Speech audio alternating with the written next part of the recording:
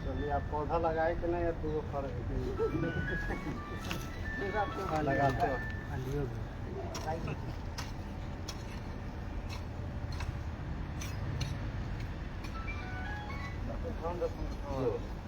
चलिए,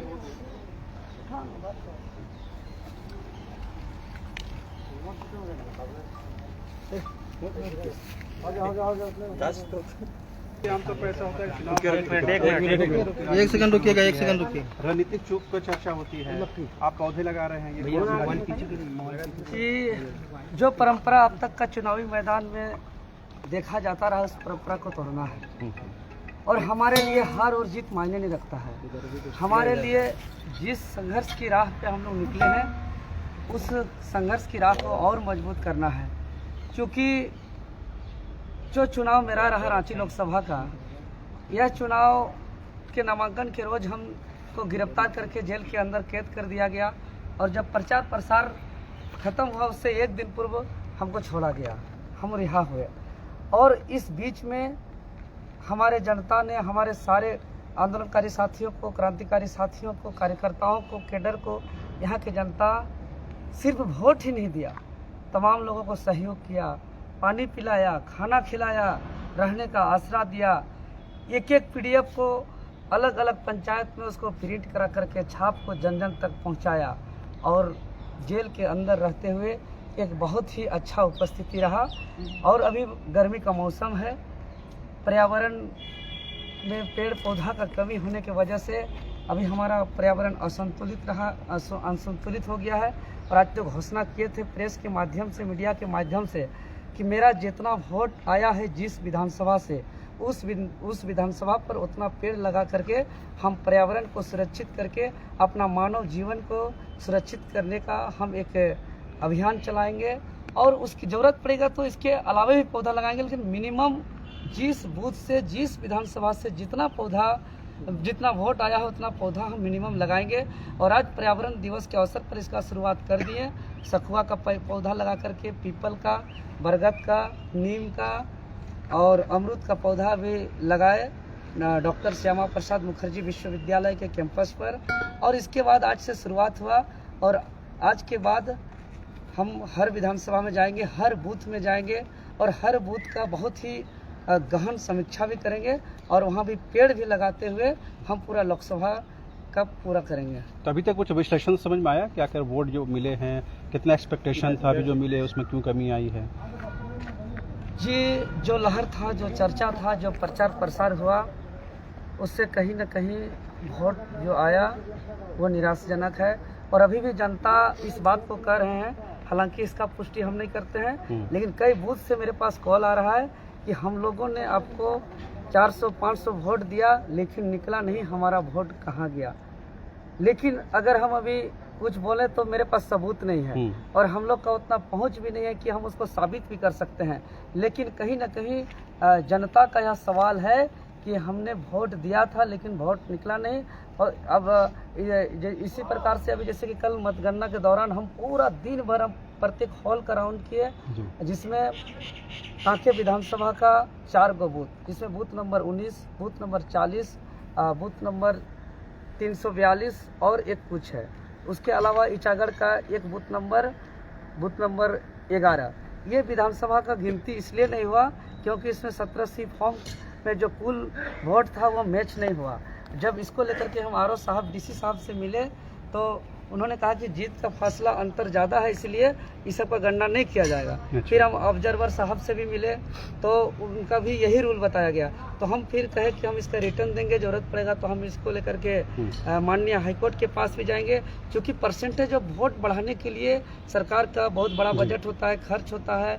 इतना जनता को, वोटर को मोटिवेशन करने के लिए बहुत सारा अभियान चलाया जाता है, और जो लोग वोट दिए उस वोट का गिनती जो है कि किसी और की वजह से ना हो, तो ये कहीं ना कहीं जो वोट दे रहे हैं घर से निकल करके लंबी लाइन लग करके लोकतंत्र का हिस्सा बन रहे हैं, उसका वोट का काउंटिंग नहीं होना, यह कहीं ना कहीं दुर्भाग्य है। इसलिए हमने मांग किया है कि जो भी अभी ईवीएम मशीन का काउंटिंग नहीं हुआ है, 5-6 मशीन का, उसके अलावा और है तो अभी हम जानकारी ले ही रहे हैं। जो मेरे नज़रों से जो 5 ईवीएम मशीन का काउंटिंग नहीं हुआ है उसका काउंटिंग होना चाहिए, और इसको लेकर के फिर आगे जैसा होगा हम आप लोग को अपडेट करेंगे। क्या ये प्रैक्टिस मुकाबला था आप लोगों का विधानसभा चुनाव में? पूरे तरीके से आप लोग मुखरता से उतरेंगे क्योंकि पार्टी का सिंबल भी मिलेगा? जी बिल्कुल, हम लोग एक युवा हैं और युवा या तो जीतता है या तो सीखता है। हम लोग ने बहुत कुछ सीखा, बहुत कुछ जाना, बहुत कुछ समझा, और जितना सीखे हैं, जितना समझे हैं, अब हमको महसूस होने लगा कि झारखंडियों को एकजुट करने के लिए पर्याप्त है। और हम सभी झारखंडियों को पुनः आज आप लोग के चैनल के माध्यम से हम अपील करना चाहेंगे, संदेश देना चाहेंगे कि आप लोग ने जिस प्रकार से जो अब तक का वोट का परंपरा था, जाति के आधार पर, धर्म के आधार पर, उस परंपरा को तोड़ते हुए आने वाला पीढ़ी का भविष्य को देखते हुए हक, अधिकार, नीति, नियमावली का ख्याल रखते हुए अपना बहुमूल्य वोट का प्रयोग किया है। अभी और समस्त झारखंडी आदिवासी मूलवासी चट्टानी एकता का परिचय दें, और जिस दिन सभी झारखंडी आदिवासी मूलवासी एकजुट हो जाएंगे उस दिन झारखंडियों के हाथ में शासन आने से कोई नहीं रोक सकता है। और जैसे ही झारखंडियों के हाथ में शासन आएगा, प्रशासन भी उसी के अनुसार काम करेंगे और हक, अधिकार, नीति, नियमावली सब मिल जाएगी। अच्छा, आप लोकसभा चुनाव लड़े, क्या 5 महीना बाद जब विधानसभा चुनाव आएगा तो वहाँ भी अपना दावेदारी पेश करेंगे क्या?